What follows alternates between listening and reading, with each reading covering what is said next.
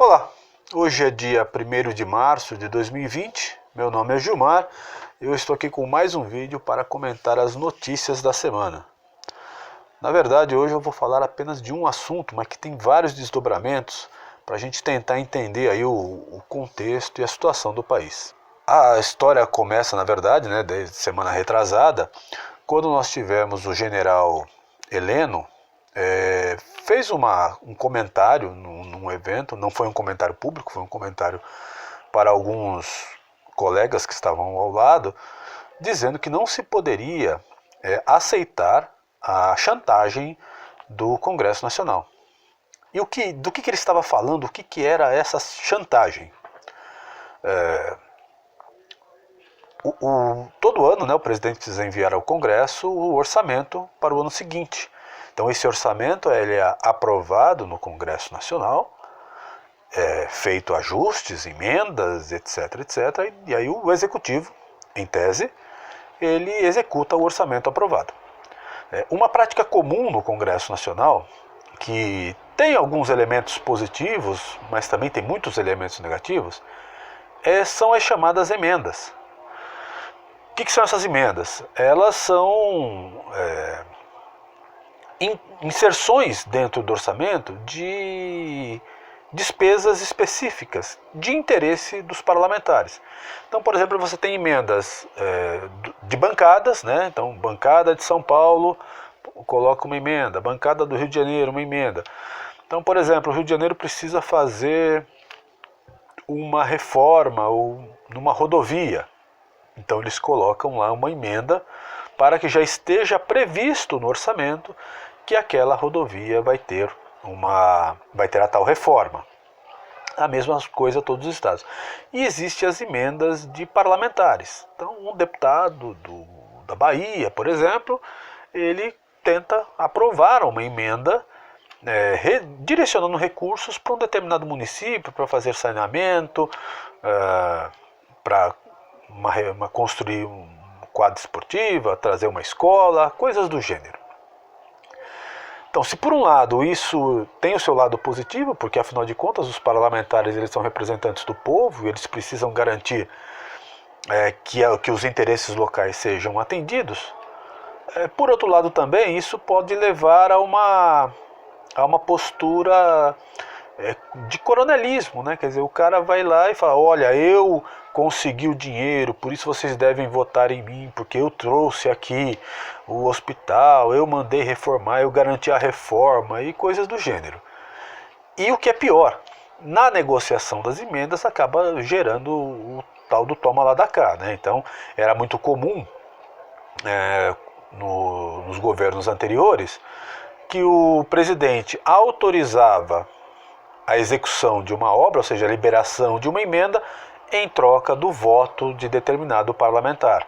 Então as emendas funcionavam como um certo controle por parte do executivo dos votos dos parlamentares. Se o parlamentar votasse contra o governo, ele segurava uma determinada emenda.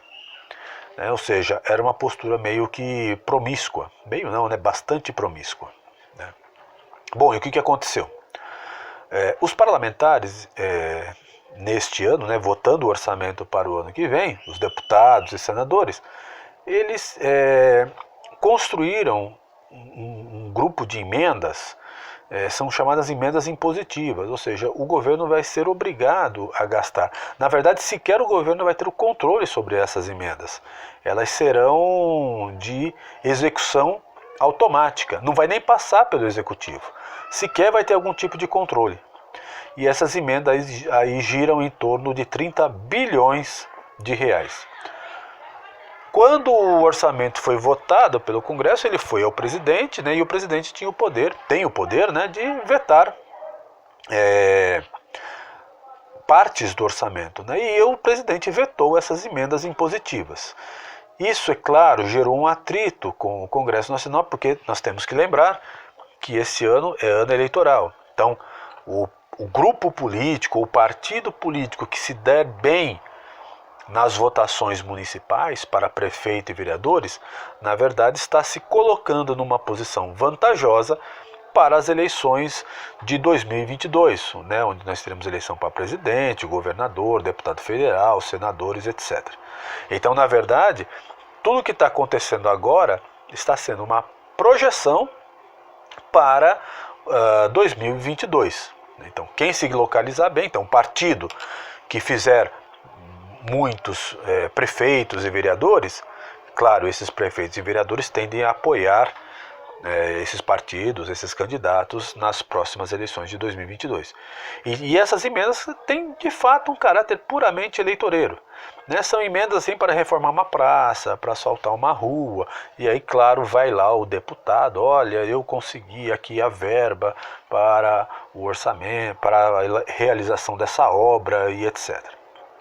Bom, então isso é o que está acontecendo. O presidente vetou e o Congresso está se articulando para derrubar esse veto.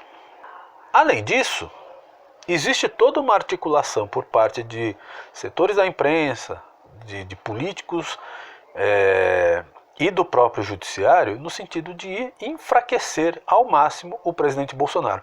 Na verdade, tentando inviabilizá-lo. Não querem tirá-lo, porque sabem que isso seria muito difícil, mas querem inviabilizá-lo como governante, como presidente mesmo, como se fosse um presidente pro forma, um fantoche. Eu comentei no vídeo passado do jantar entre o governador de São Paulo, João Dória, o Rodrigo Maia, que é presidente da Câmara dos Deputados, e o Gilmar Mendes, que é ministro do Supremo Tribunal Federal. O que eles discutiram ali, nos detalhes, nós não sabemos. Mas nós sabemos que foi a discussão das estratégias para que o presidente seja enfraquecido e o seu governo seja inviabilizado. E por que a gente sabe disso? Bom, é só analisar os desdobramentos. Alguns dias depois desse jantar, a jornalista Vera Magalhães, que ela é colunista do Globo e ela é apresentadora do Roda Viva, da TV Cultura, lembrando que a TV Cultura é uma TV do estado de São Paulo, uma TV estatal de São Paulo, ela solta uma notícia de que o Bolsonaro estaria divulgando manifestação contra o Congresso, pelo fechamento do Congresso, etc., nas redes sociais. De fato, existe uma manifestação que está sendo convocada para o dia 15 de março, domingo, não nesse domingo, daqui 15 dias, em defesa do presidente. Mas não é uma manifestação contra o Congresso. Eu vou deixar o link aqui da chamatória, do vídeo, né, que convoca a manifestação, e não tem uma linha propondo o fechamento do Congresso, o fechamento do Judiciário, não tem nada disso, zero. Tá? Mas a jornalista Vera Magalhães publicou notícia como se o presidente estivesse divulgando nas redes sociais. Ainda que estivesse, e ele não o fez, não teria nada demais. A única coisa que o presidente fez foi divulgar o vídeo num grupo de WhatsApp. Mas vamos ser claros, o WhatsApp não é uma rede social. Twitter é uma rede social, Facebook é rede social, Instagram é rede social. Por quê? Porque são lugares públicos. Você acessa, eu posso entrar no Twitter e acessar o Twitter de qualquer pessoa. A mesma coisa no Facebook. O Instagram, ou mesmo o Telegram, que é um semelhante, eles são meios de comunicação, é mensagem. Né? Então você tem lá os seus grupos ou indivíduos com quem você troca mensagens. Você só pode acessar a mensagem de alguém ou se você fizer parte do grupo, ou se essa pessoa diretamente mandar uma mensagem para você. Então não é uma rede social. Mas a Vera Magalhães, de maneira desonesta, literalmente desonesta, canalha, fez uma matéria dizendo que o presidente estava divulgando a convocatória para o ato do dia 15 e que esse ato seria um ato contra o Congresso Nacional. O que não é verdade. É um ato em defesa do presidente, que é outra coisa. Porque nós queremos que o presidente tenha condição de governar, sem ser atrapalhado pelo Congresso Nacional, ser chantageado pelo Congresso Nacional, que é isso que está acontecendo, e sem ser atrapalhado pela grande imprensa, que até então não deu trégua. E não é que não deu trégua divulgando fatos, não, mentindo cotidianamente. Desde antes da eleição, com a Folha de São Paulo, eu já citei várias vezes aqui, né, dizendo que empresários estariam comprando disparos de WhatsApp aí para denegrir a imagem do Haddad e favorecer o Bolsonaro, quando ficou provado que na verdade foi o Haddad que usou esse expediente e não o Bolsonaro.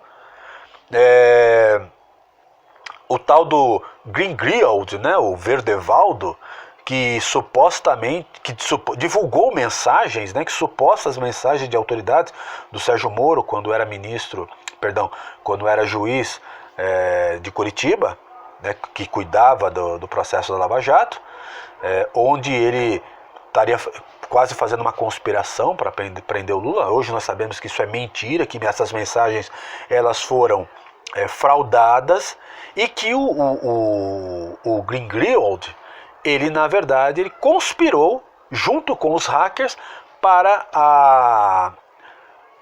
obter essas mensagens. Não foi o hacker que deu para ele e ele simplesmente divulgou. Não, ao contrário, ele conspirou para que os hackers fizessem a captação das mensagens e, portanto, ele é coautor do crime. E olha que interessante, quando a Polícia Federal começou a chegar perto do Verdevaldo, né, do Greenfield, que a gente chama de Verdevaldo aqui, e estava se aproximando para prendê-lo, o que o Gilmar fez? Deu um habeas corpus preventivo para ele, como se ele fosse isento de qualquer culpa, de qualquer investigação para provar eventuais culpas. Então é assim que aqueles que estão no poder ainda, né, seja no Congresso Nacional, seja no Supremo, estão agindo para enfraquecer e inviabilizar o presidente Bolsonaro. E a Vera Magalhães, não satisfeita em divulgar conversas de WhatsApp de um grupo privado, ela ainda solta uma matéria que seria um escândalo nacional, né, divulgando a notícia de que empresários iriam ajudar, né, financiar a manifestação do dia 15, como se fosse proibido que a pessoa usasse seu dinheiro da maneira que ela bem entende. Ora, você tem um empresário que está disposto a alugar um carro de som para ajudar na manifestação do dia 15, qual é o problema? Ele não está usando dinheiro público, ele não fez empréstimo no BNDES, ele usou simplesmente o dinheiro dele. Ele tem o dinheiro, ele faz o que ele quiser com o dinheiro. Afinal, ainda, né, estamos numa democracia. Mas não, ela trata esse assunto como se fosse um escândalo nacional. E assim, a imprensa é isso. Não adianta, eu já falei, não vale a pena. Você não se informa se você acompanhar a grande mídia. Procure gente especializada. Né?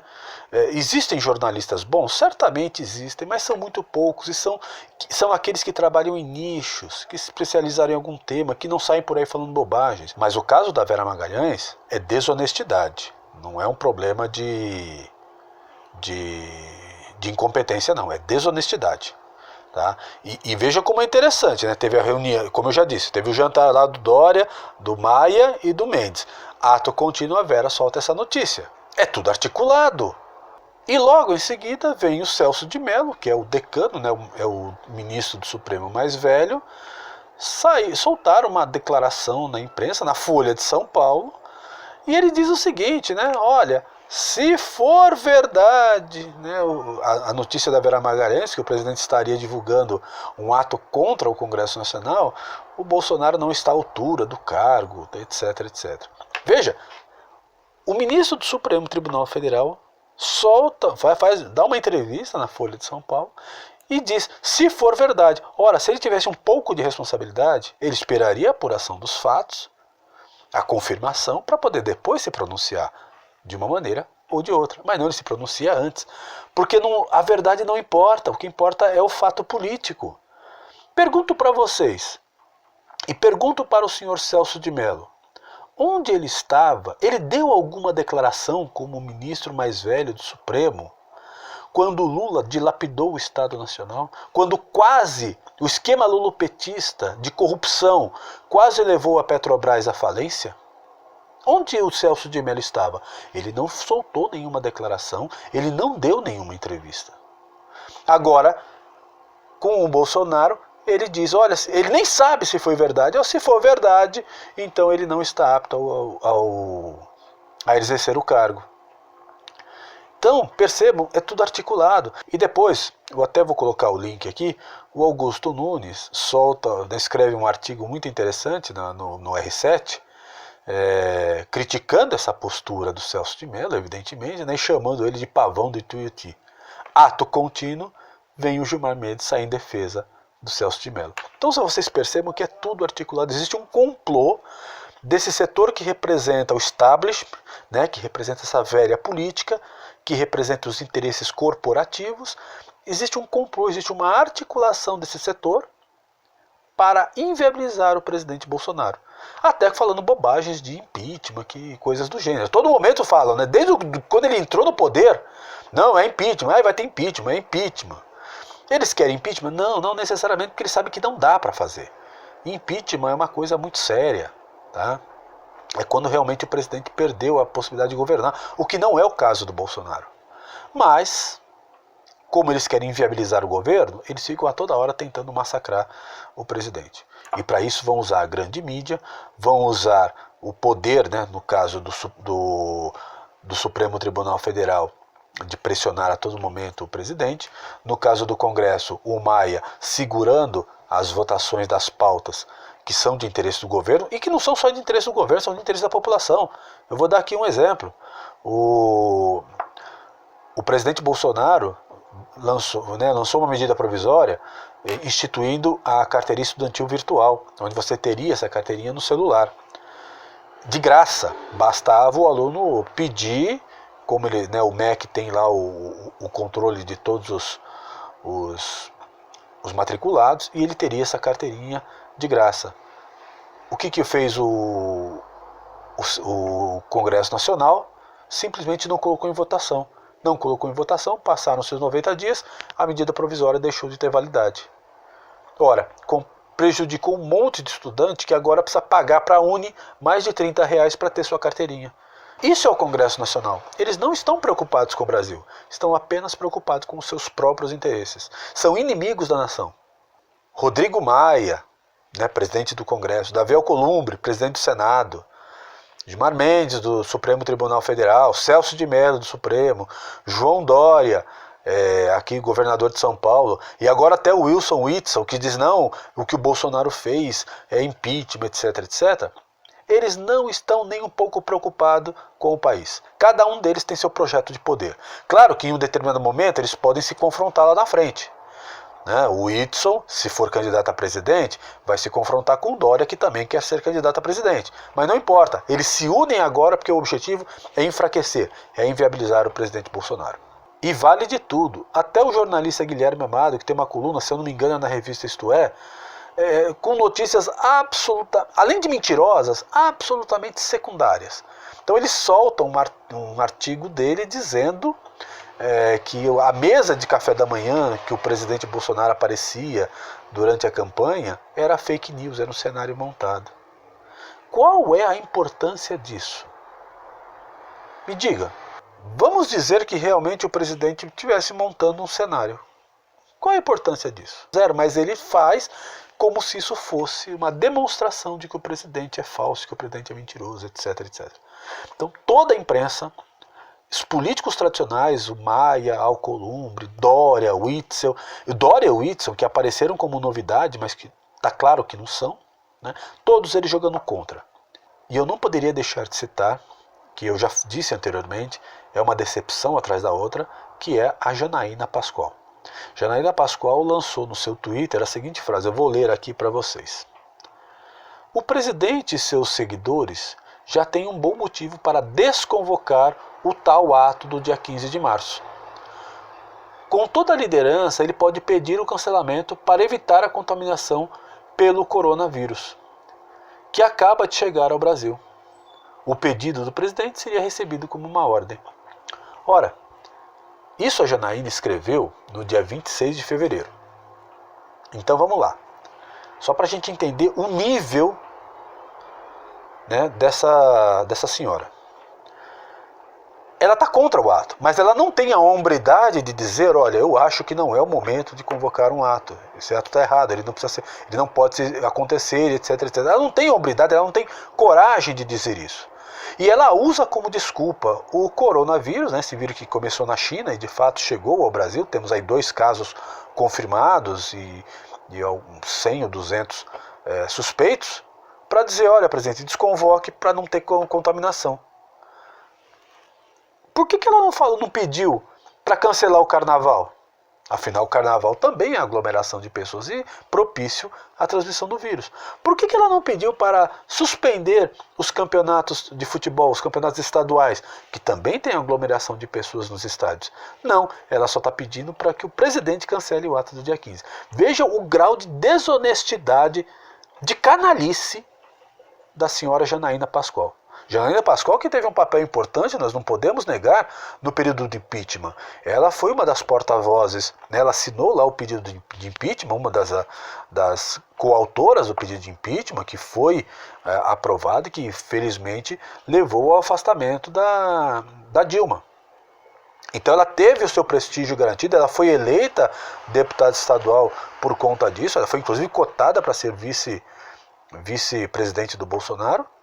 Né? E agora tem essa postura desonesta, covarde. Saia, diga honestamente, olha, eu sou contra, eu acho que não tem que ter. Mas não, ela vem oferecer esse subterfúgio do coronavírus, usar essa doença que está se alastrando pelo mundo para propagandear contra o ato. É lamentável. Assim, o presidente está cheio de traidores, né? Gente aí que está agindo todo momento contra o presidente Bolsonaro. É difícil governar assim, mas ele está resistindo. Por isso que ele precisa do nosso apoio. E por isso que eu digo para vocês, no dia 15 de março, eu estarei no ato. E eu acho que todo brasileiro deveria estar.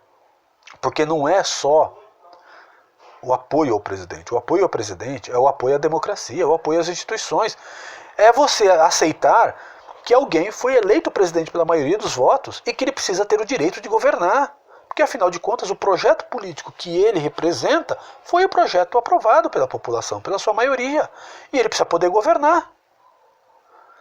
Mas não, estão querendo inviabilizar o presidente. Mas não vão conseguir. Não vão conseguir porque o povo, pelo menos a sua maioria consciente, está do lado do presidente.